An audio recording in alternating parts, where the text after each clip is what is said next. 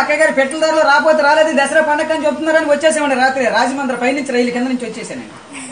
ఏమంటే అక్కయ్య గారు మరి మీకు ఏమైనా డబ్బుకి దానానికి ఏమైనా లోటుకుంటే చొప్పండి సాయంత్రం మాకు ఉత్తరం రాసి పోస్ట్ లేకుండా పోయిపోయాడు మాకు తొందరగా వెళ్ళిపోతుంది. మాకు డబ్బుకి దానానికి ఏమైనా లోటు లేదండి.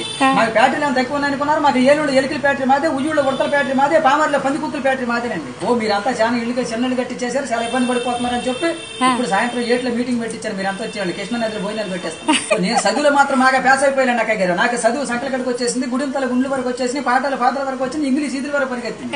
కాకపోతే చదువు నిన్న మధ్యాహ్నం కొంచెం చదువు ఎక్కువ సంతకం పెడతాం మర్చిపోయాను.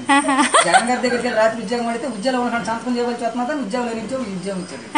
మాకు డబ్బుకి దానానికి ఏమైనా లోటు లేదండి. మాకు 700 బిల్డింగ్ ఉందండి. దాంట్లో ఏమేసి కట్టించానంటారు బిల్డింగ్ కి పింక్ అయితే పేలిపోతే నాపర నలిగిపోతే సిమెంట్ చితికిపోతే తాటకైతే గలగలంటుందని మా అబద్ధాలు ఆపించారు. కొత్త కలప తయారు చేశారండి. ఏం కలప అంటారు? అది జిల్లేడు కలప, బొబ్బాసి కలప, తొంగ దోరాలు, ఒరిగే దోసాలు, సీపుల కిటికీలు, పోడిపి గచ్చు, తామరా కప్పు, ఇంటి ముందర వచ్చు, ఇంటి వెనకాల గచ్చు, ఉప్పులే బాగానే ఉంటుంది. అప్పుడప్పుడు చుట్టుకాలంటే గమనం చుట్టేసి వెళ్ళిపోద్ది. డబ్బుకి దానికి ఏమైనా లోటు లేదండి. నా గమనం చూసి మమ్మల్ని చూసి పాకిస్తాన్ యుద్ధానికి రమ్మంటే ఇదే కనిచ్చుకుని వెళ్ళానండి. అబ్బో మరి అక్కడ అందరూ బతుకున్న వాళ్ళు కాలితే బాధపడిపోతున్నారు, బాగా ఇబ్బంది పడిపోతున్నారా, నేను మాత్రం చచ్చిపోయిన వాళ్ళు కాల్చి వచ్చాను. అట్ట పలస 20 మందిని చూపించాను. నాకు డబ్బుకి దానికి ఏమైనా లోటు లేదండి అక్కయ్య గారు.